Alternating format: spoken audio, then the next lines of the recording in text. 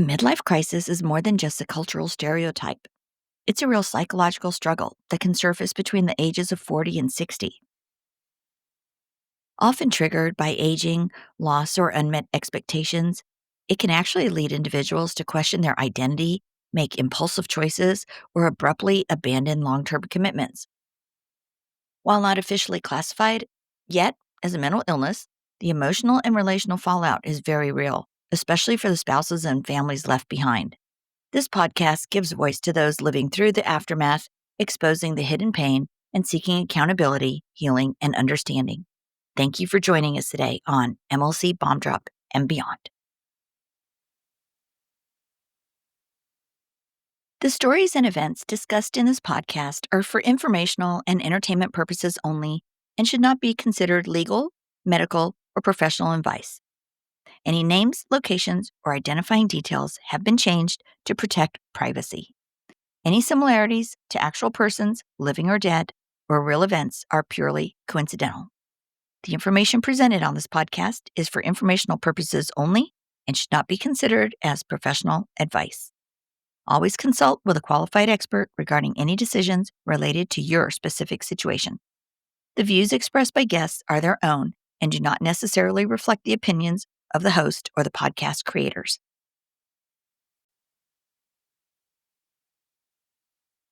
All right. Hi, everybody. Today we are meeting with Karen in Europe. She's overseas and we're going to hear her story. So, hi, Karen. Thank you so much for joining us today. I want to see if you could just take us back to the moment when things started to feel different. And tell us about that and how long you guys have been married. We'll start with that.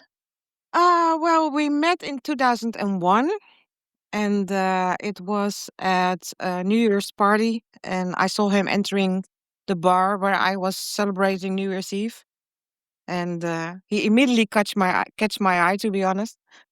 So we got into a conversation, and he decided to stay over at my place because I live nearby. And for me, it was sort of love at first sight. So the next morning, he said, "Well, I have a problem because I live abroad." So I said, "Well, then we are not going to have a relationship because, I cannot cope with that." And he understood. So he left. He was only in for the month December to celebrate Christmas and New Year's Eve with his family. And yeah, that was it. And I think about 6 or 7 months later, the doorbell rang and I opened the door and he was there. And he had a big bunch of red roses with him. And he said, "Well, I was in the neighborhood and I thought to myself, let's pay her a visit." Well, I said, "Be welcome." He said, "I'm not going to go back abroad." So then I told him to stay permanently. And he actually moved in quite fast. Um, no, in 2003, we bought ourselves the house I still live in. And we were very happy to live there. Unfortunately, his dad, so my father-in-law, promised us to help us out with all these things that had to happen in the, painting and everything. And he was late for our appointment. We had the key, I think, 10 o'clock in the morning, and he promised to be around, yeah, mid-hour. And then finally the doorbell rang, and my husband got up and opened the front door, and the police. And I'm sorry for the dog. And It's okay. and there was no father-in-law or father in case of my husband, but there was police standing in front of the door. And yeah, Let me roll back. Is this in 2003? yeah, yep. And In 2003. Okay. and I mentioned this because looking back, I think this was one of the first things that he really didn't process, if you know what I mean. Mhm. He never got over that. So yeah, they asked us to come along and identify the body because my father-in-law had had a very severe accident and did not survive. So that was not such a beautiful start from the moment we started living here. Well, in 2005, we got married. In 2007, our son was born. And so far, so good. And in 2018, the end of 2018, a friend of his died from kidney cancer. And yeah, that really hit hard. He had a very difficult time getting through saying goodbyes and coping with the loss. And he started acting different. And then finally, we had issues about the intimacy that actually dropped. And I asked him several times, is it me? Don't you find me attractive anymore? Is it something else? And he kept on saying, oh, it's me. I don't know why, but it's me. It's not you. It has nothing to do with you. And then finally, I think in May 2020, he sat me down and he said, I'm leaving. And I said, well, where are you going? Yeah, I need a week to gather my thoughts. I don't know what I want anymore. He started talking about starting a hotel in Portugal. He was talking about starting a school for winter sports in the Czech Republic. He wanted to sell his company. He was all over the place. And he made me promise to leave him alone for a week. He was visiting some kind of small house, and he wanted completely to be left alone. He had to gather his thoughts. He wanted to be by himself. So I promised him, and he left. Unfortunately, he was supposed to be off. We had our first COVID hit, and we had to be in quarantine. So he had to return early, and he never spoke about it again. But he was different, he was physically he was there, but mentally he wasn't. He has a company abroad, and it was already, not so very good results in front of the first quarantine COVID period. But during COVID, it went down all the way, and he couldn't visit it. So he was here looking at the results of his company abroad, and he couldn't do anything about it. So that really got to him. And the first moment he was actually able to pick a flight, and visit his company, he did. And that was in December 2022. No, December 2021. And he sent me text messages that he was happy to be there, and he could cut costs and, make changes, and everything would be all right. And he was very happy, and he was very glad that he did not sell the company and that he did not do any radical changes. So it all sounds perfect. He sent me love poems. He came back and had bought my favorite perfumes and gifts and everything. And he was really, really happy. So I thought to myself, okay, the crisis is, it's done, and we're back on the roads. We're now going up with our relationship. And we had Father's Day in June, and we had a very lovely weekend. It was beautiful. I turned 50, and he had me made a ring especially for me with my favorite stone in it. Very, very lovely. He has thrown me a big party. It was incredible. We had an appointment with a builder, a constructor here in our house, because we wanted to build a front porch on the house. So I was actually thinking, we're on our way up. The problems are gone.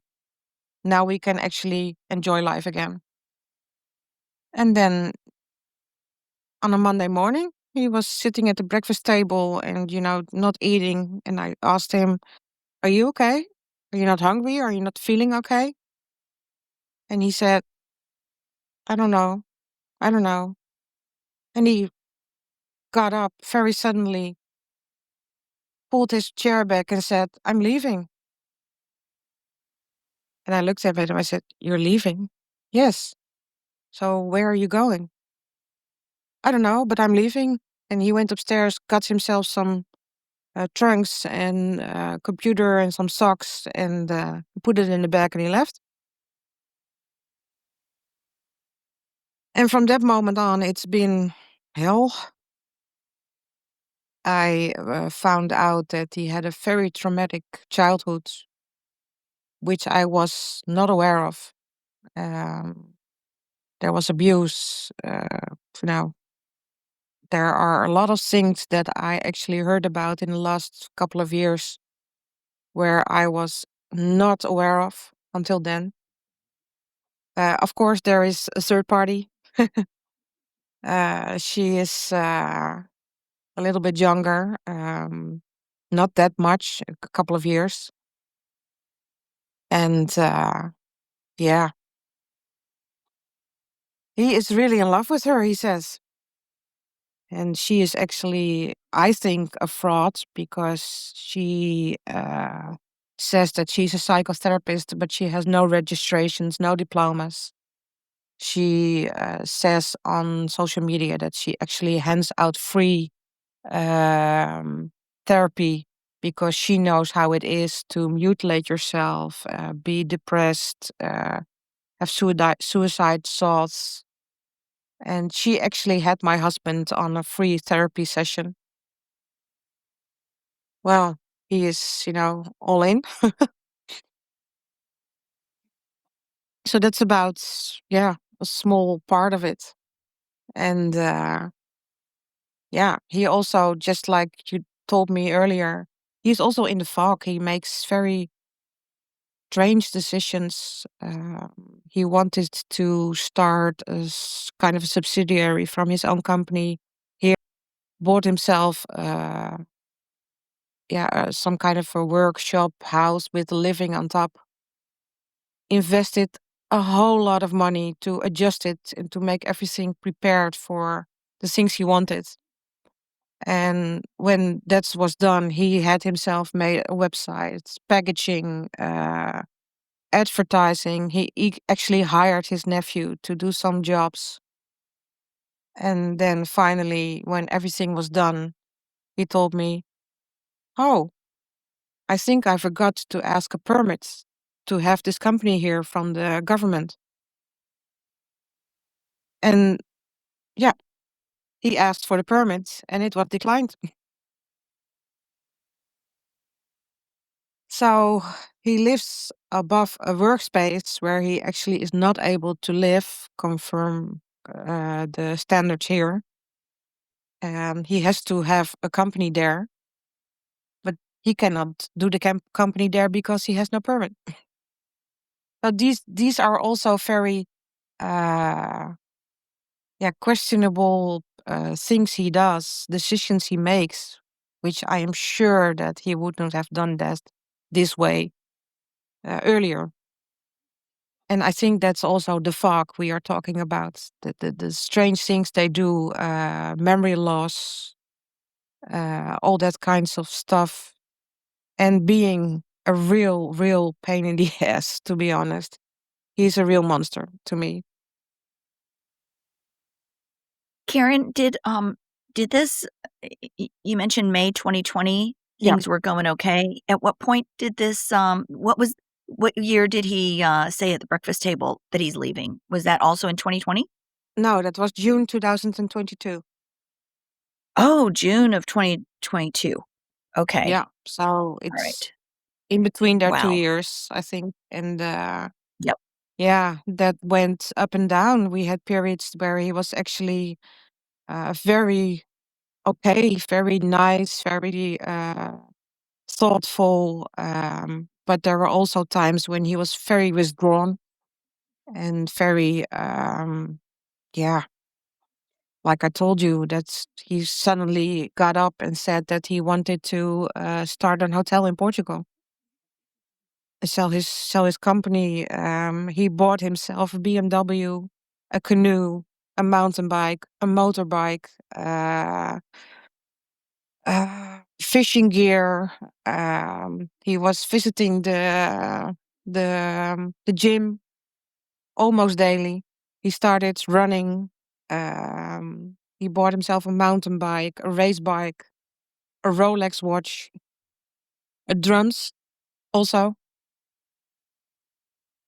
So he kept on, spending money on, yeah, a lot of things. And he left everything here. I mean, he took his car, of course, and he came to pick up his motorbike a couple of months ago. But for the other things, his bikes are still here. His canoe is still here.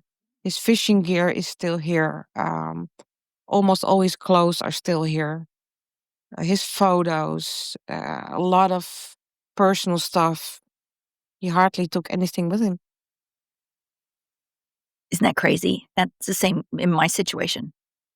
Yeah, I hear that from a lot of women because, at first, I thought to myself, oh, he's going to pick this up. I mean, he cannot just leave it here. And a couple of months ago, I wrapped up a lot of stuff, clothes, in bags, and I asked him to pick it up. And he said, I'm not going to enter the house, just throw it away. But I couldn't because, it's expensive clothes, it's suits, expensive shoes, and all that kind of stuff. And I feel it's, a waste to just throw it into the bin. When this was starting to go down like that kind of behavior, did you know about midlife crisis, or what were you thinking was going on? No, he was, when he left in 2022, he still wanted to have a family holiday together. We have an RV. And that was, he was adamant. We had to go on holiday together. And he wanted the dog. The dog also goes with him everywhere. And so we decided to have a normal family holiday with the RV and the dog. And but then again, he was physically there, but mentally he was absent all the time. And he was, blaming me for suffocating him, calling me a leech and a constrictor and all these kinds of nice remarks, if you know what I mean.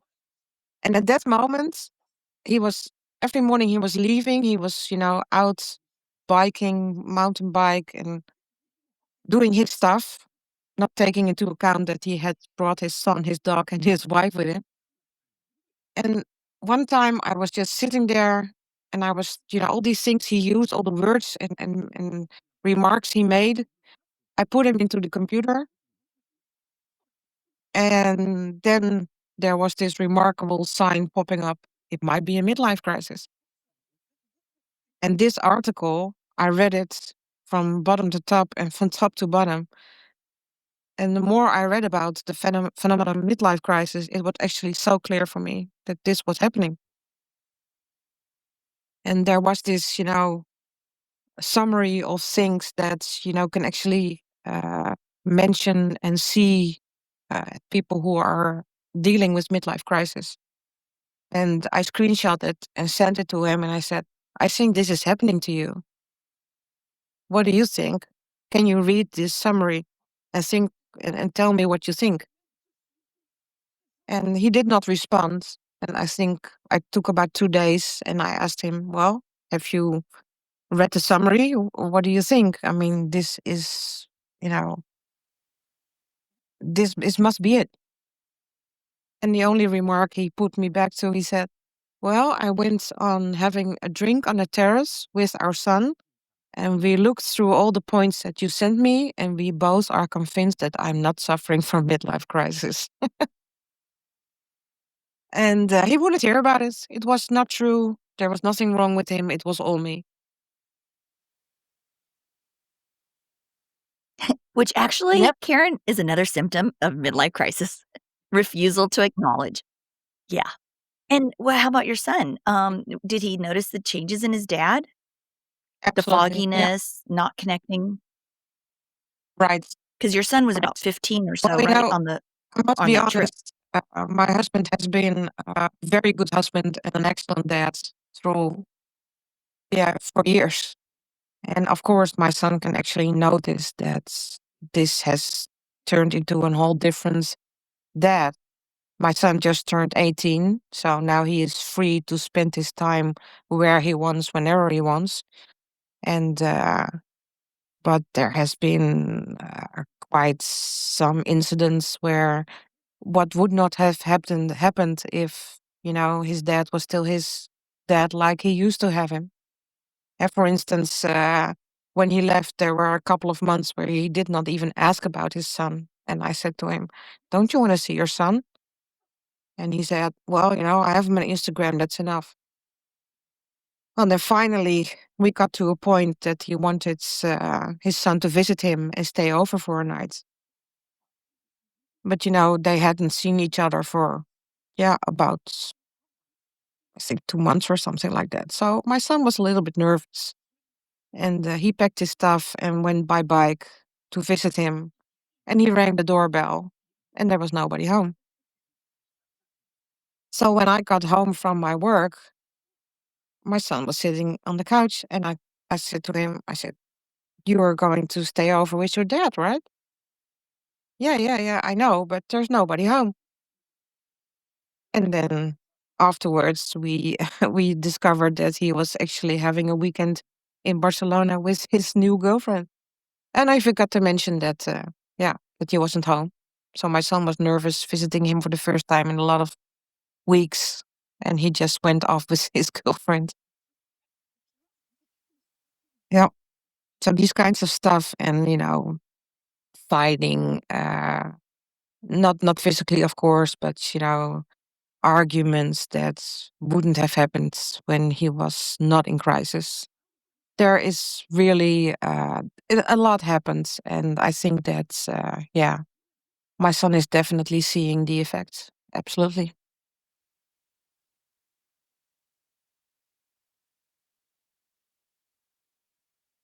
absolutely. Yep. Oh, so sorry that it's so rough. It's rough on everybody. Um, has your husband, you guys have been separated then Well, since he June of actually, 2022. Has he filed when for he divorce or, met have the you guys either of OW, you filed for divorce he or said, "I have met somebody, and she is, yeah, she's making me happy, and she loves me, and she puts me on a pedestal, and yeah, and now I want a divorce." And I said, "Well, I don't want a divorce, and so we have a problem here." And then he just stopped paying for everything. And because he did that, I think it took me a couple of months, and then I got into financial trouble. And I had to, yeah, put him in front of a judge to have temporary child support and partner support. And now he says to me that I am the one filing for divorce because he didn't. But I had no choice anymore. So yeah, we're in the middle of divorce, and it's really ugly. Yep, very much so. Yeah, he had a very and he is severe still replay in the thick of the tunnel, period it sounds like. where she actually puts on a lot of photos and small films that they made, and yeah, it's horrible to see.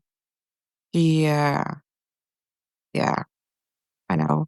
He with flowers and see them dancing very erotically on a dance floor during a New Year's party.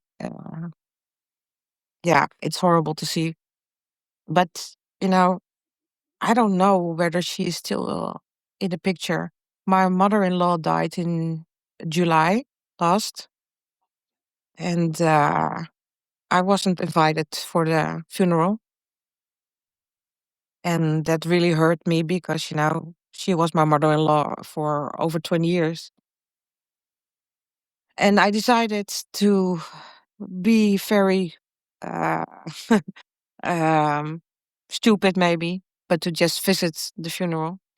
I wasn't invited, but I went because I felt like it was the only thing that was left for me to do to pay my respects. And yeah, he actually put her next to his name on on the card, and she was there as well, supporting him in all the grief they had, and she was with the family, and I was just sitting in the back of the church, not wanting to be in front, but that was very painful. Yep. Yeah, he was actually in front of the coffin when they brought it I in, bet. and Can he actually imagine. And your was son was there too. with my husband during the whole process of the last few days that my mother-in-law was alive, and sometimes he was very kind, taking some pictures and keeping me informed of what happened. But yeah. And so on the cards there was my husband's name next to her name, and our son's name below that next to her daughter's name. Yeah, I'm laughing about it, but it's not funny. Yeah, she has a daughter from an earlier marriage. Yeah. Wait, her daughter's name and her daughter's name, they're not even Well, married or I wasn't anything, expecting my name to be and on the cards, but who knows if I she was knew the actually wow. expecting I'm to sorry, have that's horrible. my husband's name next to our son's name, and that was it. Mhm. But that was not enough, I guess. Yep. Yeah,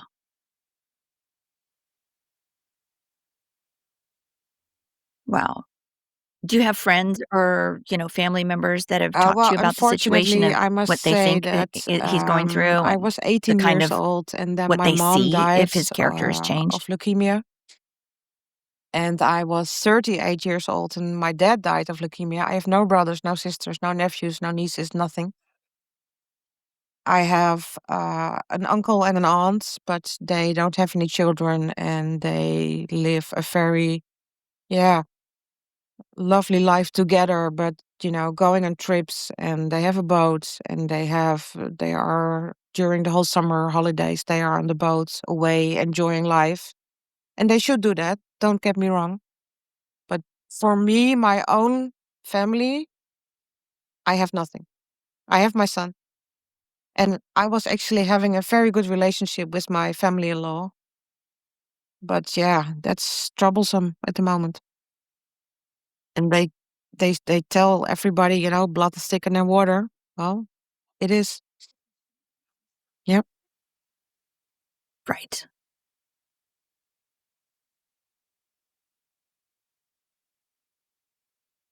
Oh, Karen, if you could describe the person you were you know, before May, well, I guess June of 2022, to now, like, um, before everything changed, who do you feel Um, how do you think you've well, changed? Like, who are you now? when he And how would first you compare those left, and before when I bomb drop did to not after read bomb all the drop? information that's available about midlife crisis, the only thing I thought to myself, well, he will be back. You know, just leave him. He was complaining about the fact that it was, foggy in his head, and he couldn't sleep, and he had terrible nightmares. And I was just thinking, just leave him for a while, leave him be, and, we'll get through this. But it turned worse and worse and worse. And finally, I was tipped by a friend. She said, you should look on this and this dating app. And I did, and there he was. And I confronted him with it. I said, "What the is this?" He actually said that he was not married on the site, and that he had no children and wasn't interested in getting any more children. And yep. And when I asked him why, yeah, I mean, he's still Oh my married. At god, the moment, that he must still have been a is, and this is shocker to see. He just took on yes, a totally yes. new identity. And Did he even the use his only answer did he I use got his from real him name on was, the "I'm dating site? entitled to my happiness right now, and that's why I do it. I want to." explore the world and see what's left for me out there that I have not been able to be happy about in my family. And he was completely convinced of the fact that he was entitled to this.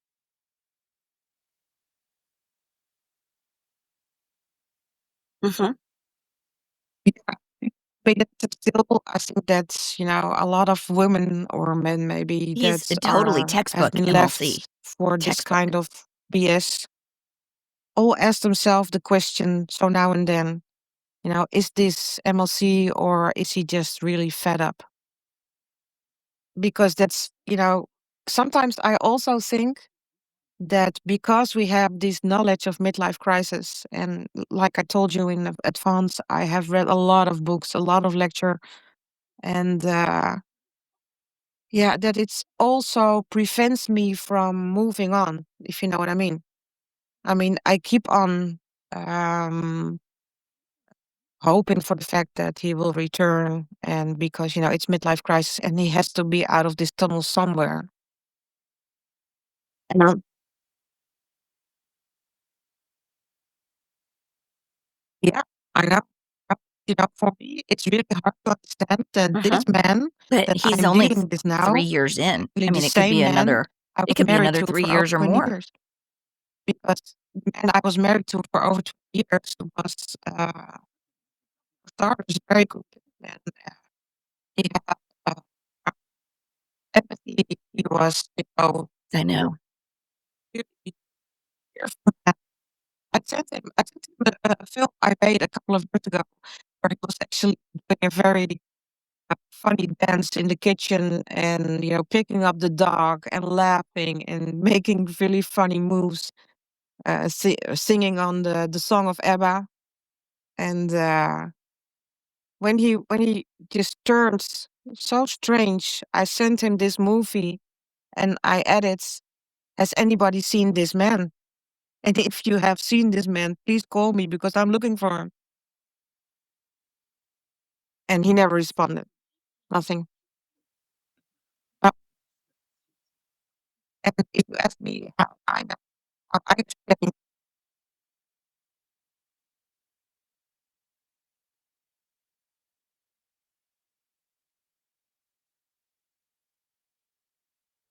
how can this happen? How can the man Yeah, I love it's so heartbreaking. dearly transform into a very narcissistic, selfish person? Me, of course, I mean, if you get married a long time, things change. And of course, everybody has their, irritations, things that bother you. Of course, I mean, if you are together for such a long period of time, it's not the same when you just were married and everything was I know. cheerful and there were no kids and no mortgage payments and everything. Of course. And I understand.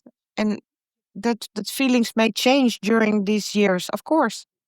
But if that's the point that, he doesn't just love me anymore and he's done, well, I mean, I sued him for temporary support. I keep on getting attitude from him that, yeah, it might have not concern you and you probably don't care, but, I have to pay one fourth of my income on temporary support. And yeah, he feels very sad for us. He's very um, angry that he has to pay, and it's all my fault, and it's not fair. And I told him, yeah, you have to pay temporary support, and you could have prevented that by just not leaving. You checked out on me. I have not sent you away. I have not taken keys or asked you to leave. No. Now the fact that you left, picked up the keys, and got it to the car and started living somewhere else or with somebody else, that's your decision, not mine. And Hey, guys, we had a little technical difficulty here, with Kieran's, recording, and, so now we're gonna jump into the section where she talks about how, sadly, she's lost a lot of friends, because after 2, almost 3 years now, people are like, "You should start dating, you just need to move on," and they just don't understand that a midlife crisis discard is completely different from a normal divorce. So we're going to jump into that section. And I apologize in advance for any technical difficulties, but I'm trying to edit them out as much as possible. All right, here we go. You should start dating someone else, invite a man to your bed, even if it's only for one night. And I lost friends because they uh, cannot deal with the fact anymore that I'm in their opinion, not moving on, not having a new relationship. And I think that they tell me that because they care about me and they see that I'm struggling and that I'm, still sad about the fact that I've lost my marriage in, such a horrible way. But I also tell them that I understand that they tell me that, but if there is an opportunity for me to get the man back that I have been in love with so long and still do, that is my decision, and they can think about it whatever they want. They can tell me that I'm stupid and I do not respect myself for taking him back if there's any opportunity for that. But then I tell them, yeah, you may think that and you may have your decision and your meaning, and that's okay. But if I ever get the opportunity to choose that and he is out of the tunnel and he actually wants to talk to me, then it's my life and my decision to take him back or not. And that's not theirs. My son said to this friend, he said, yeah, but mom, of course he left you, but he left me as well. And I'm hurt as well. And I said, yeah, I said, you're absolutely right. But um, you never want to talk about it. So that is why at this moment, I am just speaking from my point of view. And you are absolutely right. He has done, yeah, stupid things and has been very, uh, yeah, angry at times with my son, which I think is not okay. It's in a way that's not okay. And at this moment, my son starts telling about the fact that, he actually saw his dad change and that he was very upset of the fact that, he wanted to leave and start a hotel in Portugal and school in Czech Republic. And so, yeah, he does see the changes. Absolutely. Yep. And he also says, my dad does things for the OW that he doesn't even do for me. Yeah. And my son tells me, he says, Mom, he is not coming back. Let it go. He's not coming back. He's not going to do that. And if he does, then I would not understand if you take him back the way he treats you. You have to have some So, self-respect. um, No, he doesn't want to. He doesn't want to. I mean, I have tried to offer him all kinds of support. We actually have a specialized platform which you can use online or by phone or visit some meetings. wow, That's no cost at all. yeah, it's a bit stretched. Yeah, Um, um, any advice for they somebody always just sacrifice fresh out of a bomb drop through to it ask again? him to return or reconsider or all these kinds of stuff. And I think every woman does it, and I did it as well. In fact, it doesn't mean anything. I think the OW looking at social media. But all these women that told me that I had to do these things, they were right. So if people tell you to, just leave him be, don't beg, don't tell him that you Yeah. think he's in midlife crisis. No, don't do it. No. And educate yourself. That's really important, I think. Yep. But to be honest, I still make mistakes. I mean, if I see him with the OW, which I have only once, that I am actually able to, slap her in the face. Yeah, that's why I actually went away. I left the funeral service before they could actually pay their condolences because I refused to get in line, pay my respects to the family with her in between. I I wasn't able to do that. No.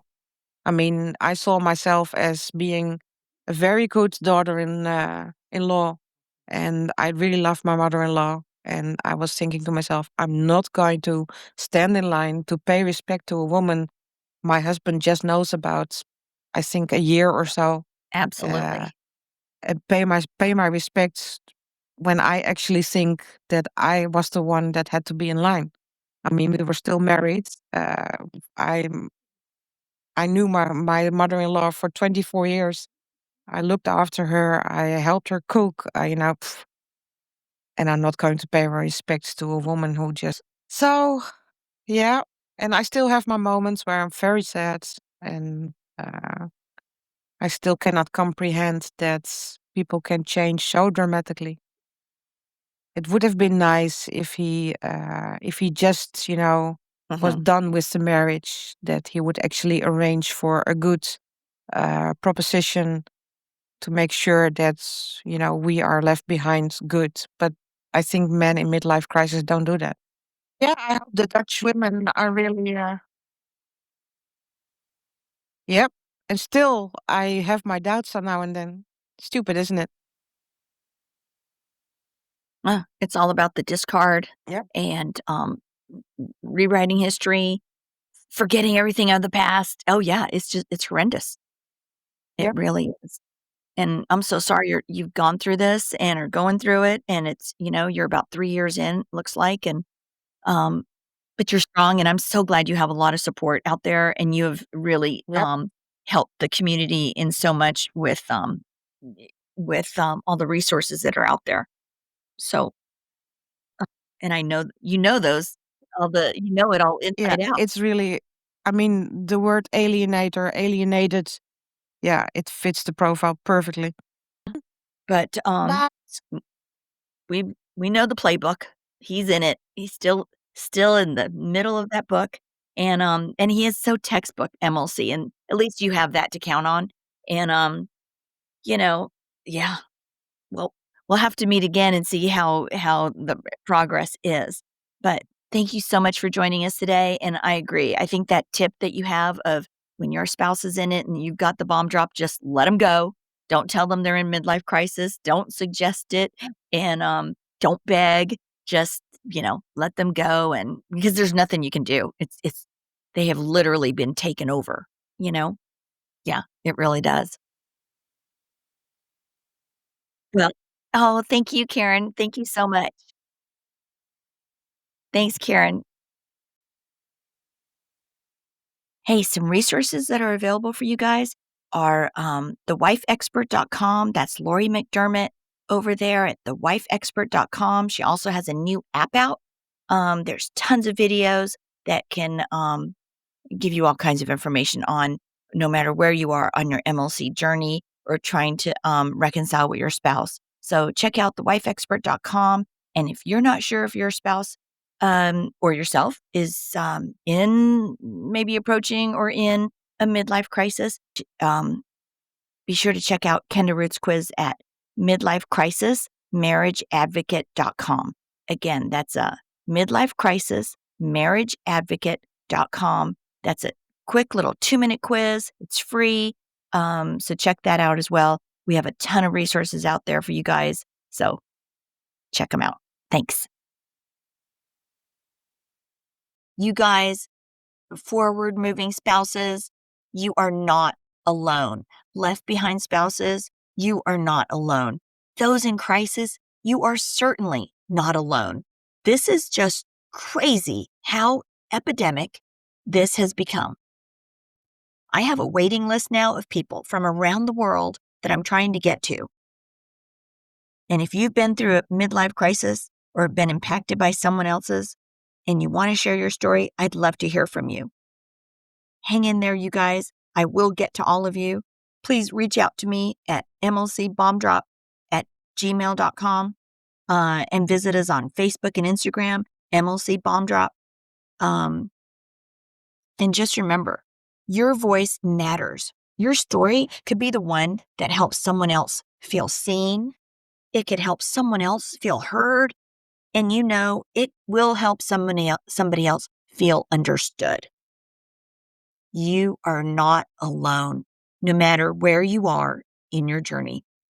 If the bomb was just dropped, the earthquake just happened, if you are 7 or 8 years in and you're coming out of starting to wake up and awaken to this, um, you are not alone.